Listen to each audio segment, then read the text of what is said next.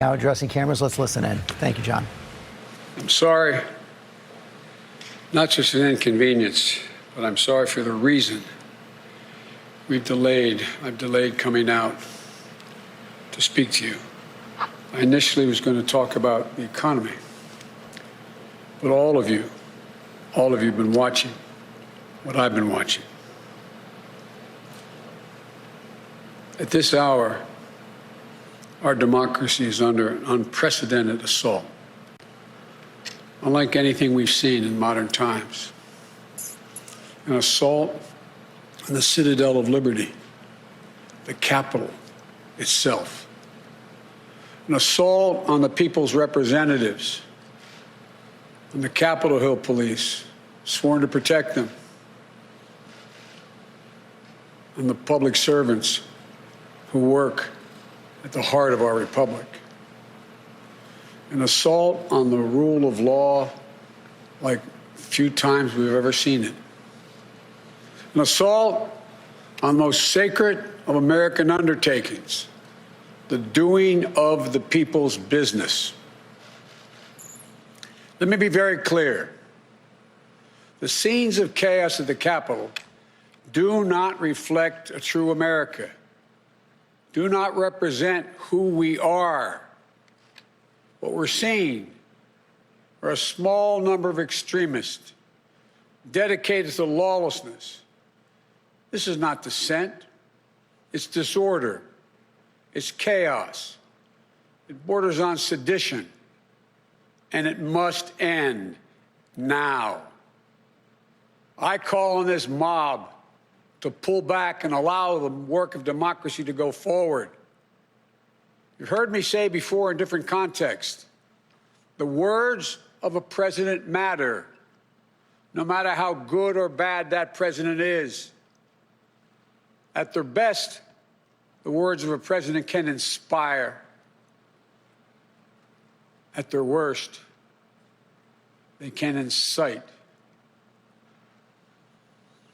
And therefore, I call on President Trump to go on national television now to fulfill his oath and defend the Constitution and demand an end to this siege, to storm the Capitol, to smash windows, to occupy offices, the floor of the United States Senate, rummaging through desks, on the Capitol, on the House of Representatives, threatening the safety of duly elected officials. It's not protest, it's insurrection.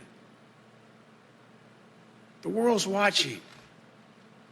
Like so many other Americans, I am genuinely shocked and saddened that our nation, so long the beacon of light and hope for democracy, has come to such a dark moment.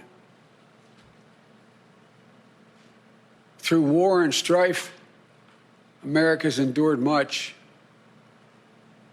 And we will endure here, and we will prevail again, and will prevail now. The work of the moment and the work of the next 4 years must be the restoration of democracy, of decency, honor, respect, the rule of law, just plain, simple decency. The renewal of the politics. It's about solving problems, looking out for one another, not stoking the flames of hate and chaos. As I said, America's about honor, decency, respect, tolerance. That's who we are. That's who we've always been. The certification of the Electoral College vote is supposed to be a sacred ritual, which we affirm. The purpose is to affirm the majesty of American democracy. But today's a reminder, a painful one, that democracy is fragile, and to preserve it requires people of goodwill, leaders with the courage to stand up, who are devoted not to the pursuit of power, or the personal interest pursuits of their own selfish interest at any cost, but of the common good. Think what our children watching television are thinking. Think what the rest of the world is looking at. For nearly 2.5 centuries, we, the people, in search of a more perfect union, have kept our eyes on that common good. America is so much better than what we've seen today. Watching the scenes from the Capitol, I was reminded, as I prepared other speeches in the past, I was reminded of the words of Abraham Lincoln in his annual message to Congress, whose work has today been interrupted by chaos. Here's what Lincoln said. He said, "We shall nobly save or merely lose the last best hope on earth."